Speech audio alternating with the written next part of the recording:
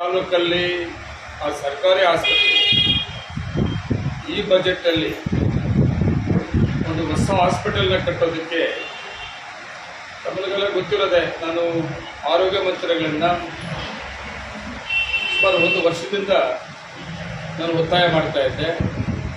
ಅದ್ರ ಜೊತೆಗೆ ಮಾಲೂರಿಗೆ ಒಂದು ಕಾರ್ಯಕ್ರಮದಲ್ಲಿ ಇದೇ ಉದ್ದೇಶಕ್ಕಾಗಿ ಒಂದು ಕಾರ್ಯಕ್ರಮ ಬರಕ್ಕೆ ಹೇಳಿ ಕಾರ್ಯಕ್ರಮದಲ್ಲಿ ಭಾಗವಹಿಸಿ ಅದ್ರ ಜೊತೆಗೆ ಕರ್ಕೊಂಡ್ಬಂದು ಹಾಸ್ಪಿಟಲ್ ಒಂದು ವೀಕ್ಷಣೆ ಕೂಡ ಮಾಡಿಸಿದ್ರು.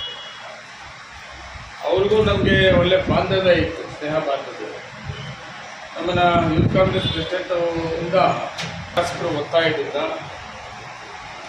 PPP ಮಾಡೆಲಲ್ಲಿ ಒಂದು ಮೆಡಿಕಲ್ ಕಾಲೇಜನ್ನು ಘೋಷಣೆ ಮಾಡಿದ್ದು ನಮ್ಮ ಎಲ್ಲ ಜಿಲ್ಲೆಯ ಜನತೆಗೆ ಮತ್ತು ವಿಶೇಷವಾಗಿ ಜಿಲ್ಲೆಗೆ ಒಳ್ಳೆ ಅವಕಾಶ ಸಿಕ್ಕಿದ್ದು ಕೂಡ ನಮ್ಮಲ್ಲಿ ಇರಲಿಲ್ಲ. ಆಮೇಲೆ BJP ನಾಯಕರೆಲ್ಲ ಅವರು ತಿಳ್ಕೊಂಡು ನಮ್ಮದೇ ಸರ್ಕಾರ ಅಂತೇಳಿ ಹೇಳ್ಕೊಂಡು ಇತ್ತು. ಆಯಿತು, ಯಾರಾದರೂ ಕೂಡ BJP ಸರ್ಕಾರ ಇದ್ದಂಥ ಸಂದರ್ಭದಲ್ಲಿ 4 ಬಜೆಟಲ್ಲಿ ಮಾಲೂರು ಸಂಬಂಧಪಟ್ಟಂಥ ಯಾವುದಾದ್ರೂ ಒಂದು ಕಾರ್ಯಕ್ರಮವನ್ನು ಬಜೆಟ್ ಅನೌನ್ಸ್ ಮಾಡಬೇಕು.